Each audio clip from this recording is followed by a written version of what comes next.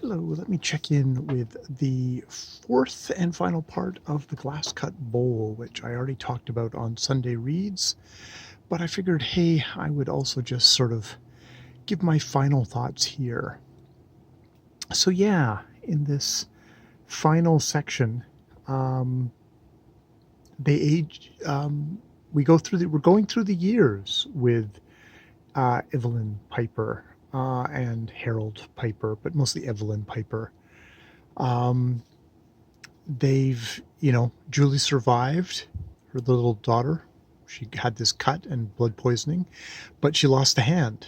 And that's definitely, it's interesting, maybe not surprising for an author like Fitzgerald. That is something that's really bothered Julie, and is something that she refuses to wear her false hand, and you get the sense that it's probably marred Julie in a way, that nowadays you might kind of like, really, just because you lose a hand, does that mean you are marked? That is, you are somehow lesser.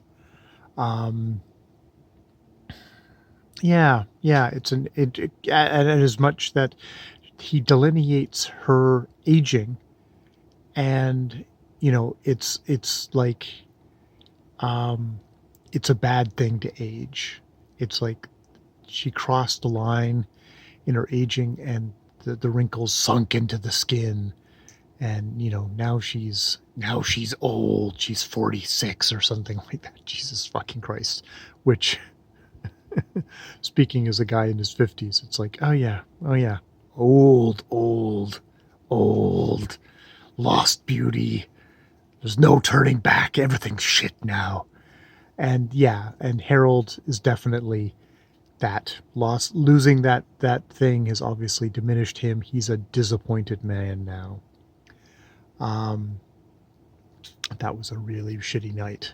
To hurt the daughter, and also, that merger did not happen, and it's fucked them, and so there's all that, and also you find out that their other child, Davy, is away at the war, and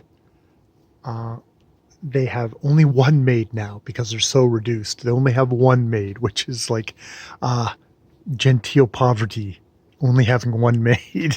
It's like, okay. But the maid says, oh, a letter came, one of those a long letter. I think it was an advertisement, but I can't find it. I don't know where it's gone.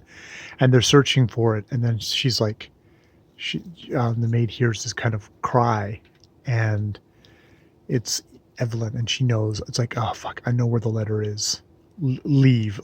And indeed, there in the glass cut bowl is the letter, and it's a letter informing her, from the War Department, official business, and it's the news of the death of her son. And there's this real just bravur kind of a description of her picking up this bowl and turning it over, and the bowl growing and just containing everything, containing all. And within the bowl, there's like all the people that she's known, and her picking up the bowl, trying, flipping it over, picking it up, and trying to run out of the house with it, and to try and get rid of it, or somehow. It's like I really think of like the picture and the picture of Dorian Gray, and her collapse, the smashing of the bowl, and she's a dark form on the ground, surrounded by all the glittering different cut colors of this cut glass bowl. She's dead. And it's like that thing of like, the picture getting dashed, and in getting destroyed in picture of Dorian Gray, and all the sins going back to Dorian, and Dorian, dying. It's like you get the whole thing of she's lost all her light. She's old. and her children one child is maimed and the other one is dead. It's like this is the kind of the curse that this lover that we only hear about in a flashback at the very beginning, giving her this cut glass bowl, saying it is cold and beautiful and and hollow like you.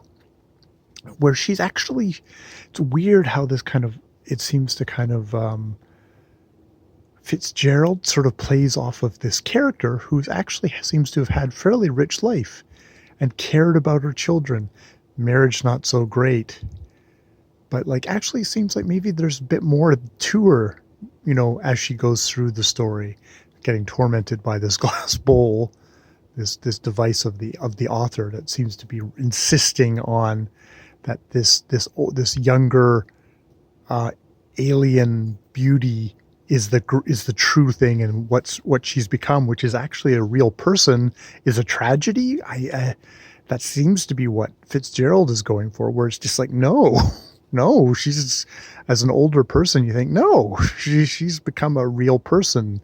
As this is a story written by a young man who just who's caught in kind of this cult of youth, the cult of ideal beauty. It's like, no, that's bullshit. That is bullshit stuff that's in your head. The real stuff, those wrinkles, those children, kind of a richness of life, is this thing that actually would be more. Yeah. So I really enjoyed that story. Even where you can feel kind of like, the tension's there, and just maybe just on how unhealthy or weird kind of obsessions that Fitzgerald had, and how that plays out in this story. Yeah. All right. I will leave it there. I'm about halfway through the collection, but okay. Seems to be going from Head and Shoulders to the Glass Cut Bowl. It's getting stronger as we go. So yeah, really enjoying it. All right. More videos later.